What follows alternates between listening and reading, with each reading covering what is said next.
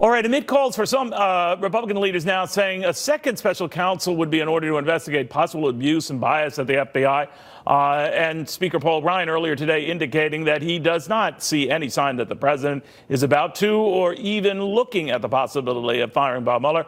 Enter Kentucky Republican Senator Rand Paul, who joins us on all of these fast-moving developments. Senator, good to have you. Thanks, Neil. Thanks for having me. First of all, to Speaker Ryan and saying that he sees no indications out of the White House that Mueller is going anywhere. Do you agree with that? Yes, and I think getting a new special counsel probably isn't the way to go. I've actually been pretty pleased with the way the Inspector General office has worked. They found all these text messages between Peter Strzok and Lisa Page. They found the problem with Andy McCabe illegally leaking classified information. So far, I think the process is actually working pretty well. This process, though, the more it goes on in the back and forth by the president mentioning Mueller's name, do you think that was a mistake? Well, I'm very concerned about politicization of the Russian investigation as well as politicization of the intelligence communities in general. I mean, from the investigation of Clinton to the investigation of Trump. I mean, really, the FBI used to be seen as sort of impartial policemen in a way, and now they've become so politicized. I think that people are doubting the Mueller investigation, they're doubting the Russian investigation, because the people involved with it were so virulently anti-Trump. How they could keep Peter Strzok on in the FBI when he was the one questioning Hillary Clinton, and it turns out that he's this huge partisan and hater of President Trump. I don't know how they could do that with a straight face.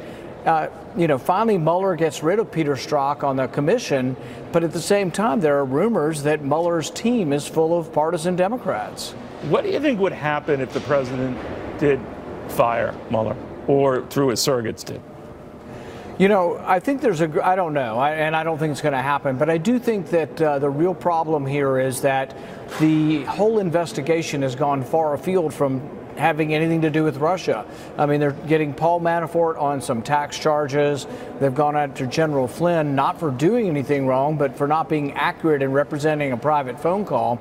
And the interesting thing is this: if Flynn is going to jail, shouldn't Andy McCabe go to jail? I mean, Andy McCabe lied about doing something illegal. Supposedly, General Flynn didn't tell the truth about something that was actually not illegal.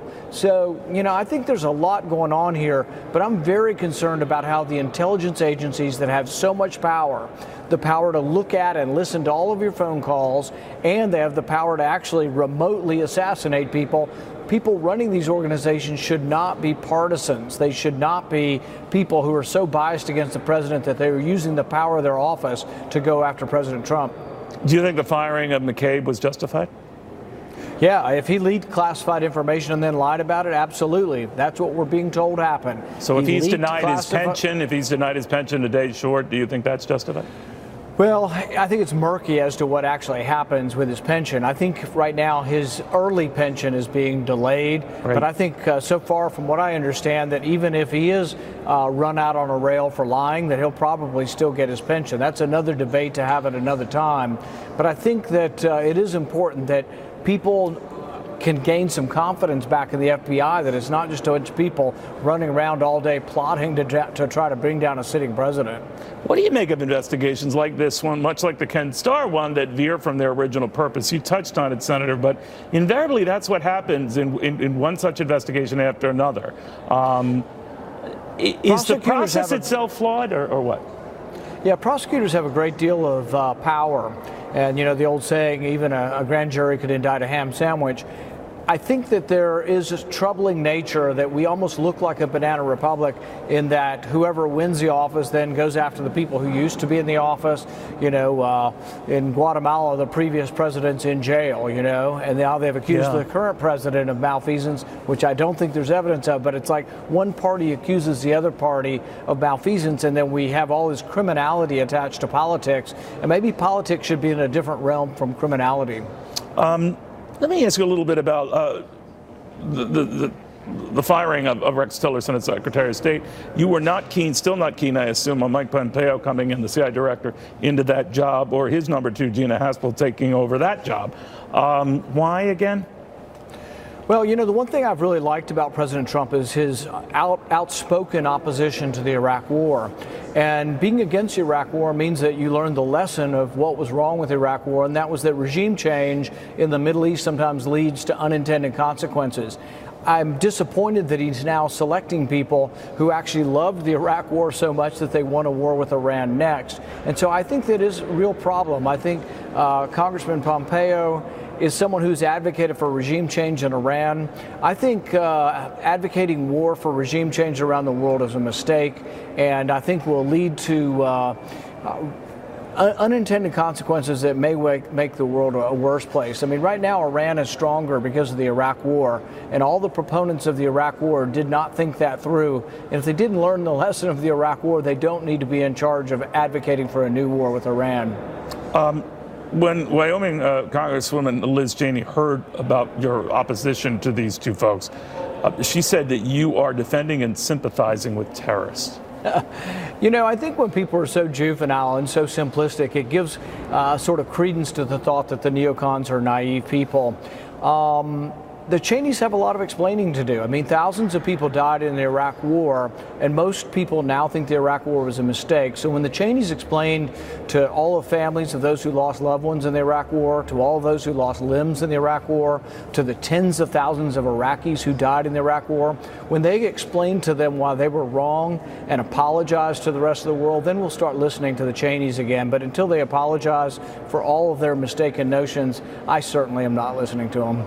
You know, I might be mistaken in what was behind the president's naming Pompeo to take over the state position, that he does want a more muscular foreign policy and maybe is looking to have a more in-your-face view that this country should have in that region. What do you say?